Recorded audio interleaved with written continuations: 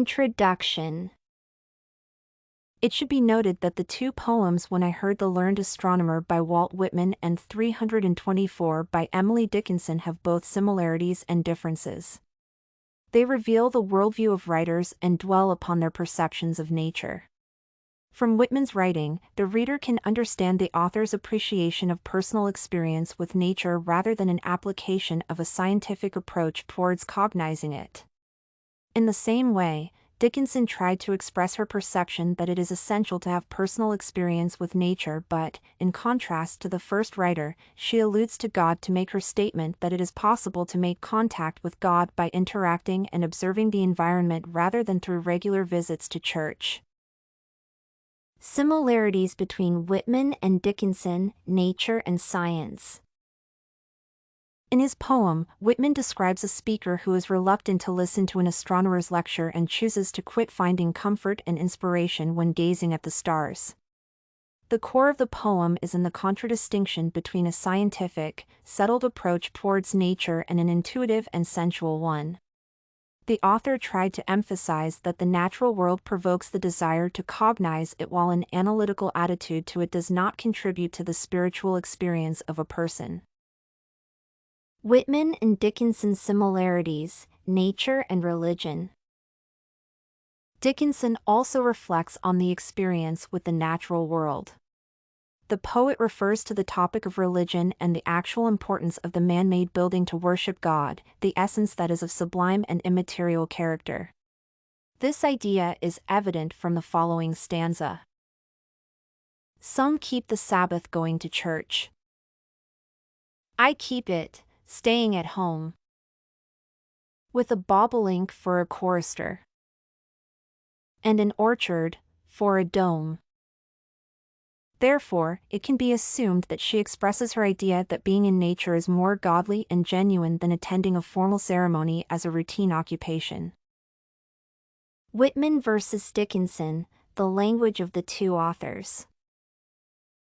The poetic devices utilized by Whitman fetch out the statement he wanted to highlight. Every line of the first quatrain starts with when. When I heard the learned astronomer. When the proofs, the figures, were ranged in columns before me. When I was shown the charts and diagrams, to add, divide, and measure them.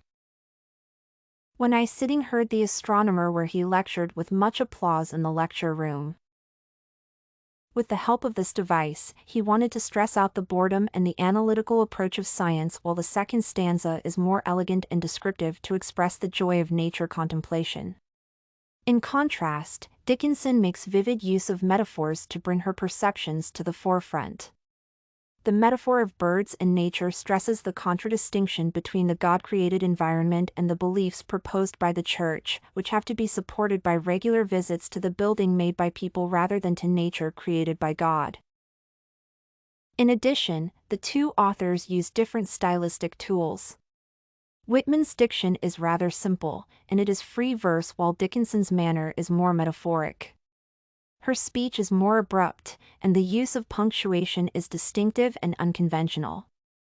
The first writing is more regularly structured to ensure the reader can comprehend the message straight away, and Dickinson wanted the reader to analyze the metaphors first to be able to understand the religious allusion.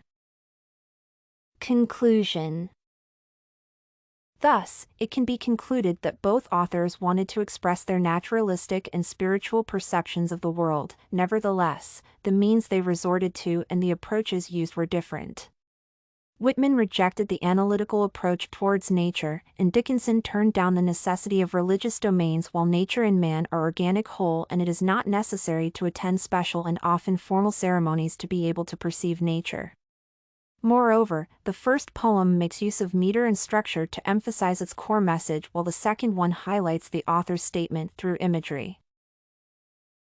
StudyCorgi.com has everything you need for successful studies. Writing tools, informative articles, and essay samples. Come check it out!